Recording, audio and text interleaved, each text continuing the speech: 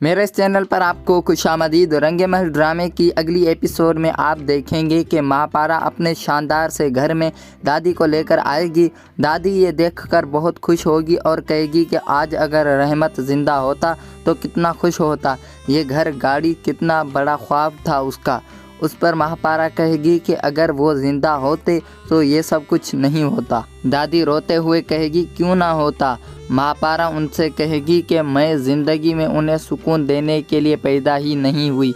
उसकी दादी परेशान होकर कहेगी ऐसी बातें नहीं करते, महापारा बाप की रूह को तकलीफ़ पहुंचेगी। जिस पर महापारा रोते हुए हकीकत बताएगी कि जिस बाप को मैंने मरने पर मजबूर कर दिया उसकी रूह को क्या तकलीफ़ पहुंचेगी। जो जिल्लत अब्बा को खा गई मेरी रग रग में उतर गई है। महापारा तरक्की पर तरक्की कर रही है। इतना बड़ा ऑफिस जिसमें ये इतने बड़े ओहदे पर फाइज हुई है अपनी मेहनत के बलबूते पर। पहले दिन उसका पूरा स्टाफ से तारुफ होगा।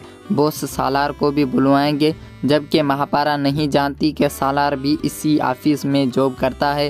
सालार अंदर आएगा तो महापारा उसे पलट कर देखेगी। जितनी वो खुददार है, अगर उसके बॉस ने एक बार भी कह दिया कि सालार की सिफारिश पर हमें आप जैसी टैलेंटेड लड़की मिली है तो कोई शक नहीं कि महापारा सालार के फेवर को उसके मुंह पर दे मारे। हालांकि महापारा को समझना चाहिए कि सालार उसके साथ सिंसियर है।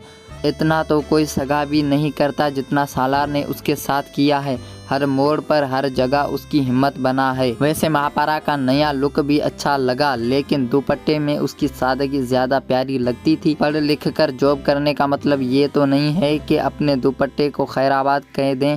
बहरहाल यहाँ हालात के पेश नज़र महापारा को चेंज करना था सो कर दिया। अमीर लुक देने के लिए कपड़ों में चेंज लाना ज़रूरी था। और अब तो महापारा भी इस बात में बहुत खुश है कि उसकी अपनी जॉब है, अपना घर है, अपनी गाड़ी है। वो बहुत मज़े की ज़िंदगी गुजार रही है।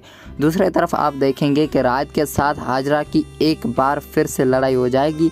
उसके बाद हाजरा बदला लेने के लिए उसकी शादी रुकवाने पर तुली होगी। वो अपनी सास से कहती है कि आपको पता है मेरी तबीयत कैसी है और इस हालत में आप घर पर शादी का फंक्शन रख रही हैं। कम से कम मेरे फारिग होने का इंतज़ार तो कर लें। शैला बहुत गुस्सा करेंगी कि राज ने बहुत मुश्किल से माना है, अब अपने ये ड्रामे बंद कर दो। हाजरा उनसे कहेगी मतलब कि आपने सोच लिया है कि आप राज की शादी मेरे और सोहेल के बगैर ही करेंगी। जिस पर शैला कहेगी अगर तुम नहीं जाना चाहती हो तो घर पर ही आराम कर सकती हो। हाजरा उनसे कहेगी फिर तो सोहेल भी मेरे बगैर नहीं जाएंगे।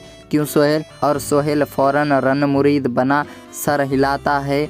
जी मोम, हाजरा बिल्कुल ठीक कह रही है, आप शादी डिले कर दें। शैला बेगम को यकीन नहीं आ रहा अपने बेटे पर कैसे हाजरा की हर गलत बात पर उसका साथ देता है।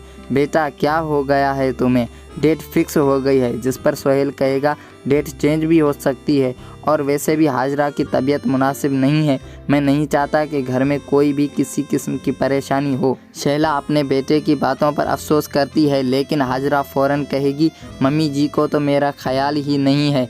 सोहेल को नज़र आ रहा है कि माँ नहीं मान रही तो हाजरा को तसल्ली देता है कि तुम फिक्र ना करो, मैं डैड से बात करूँगा। शैला बेगम मजबूर हो जाएगी क्योंकि अगर बड़ा बेटा और बहू शादी में शरीक नहीं होंगे तो वो दुनिया वालों का सामना कैसे करेंगी।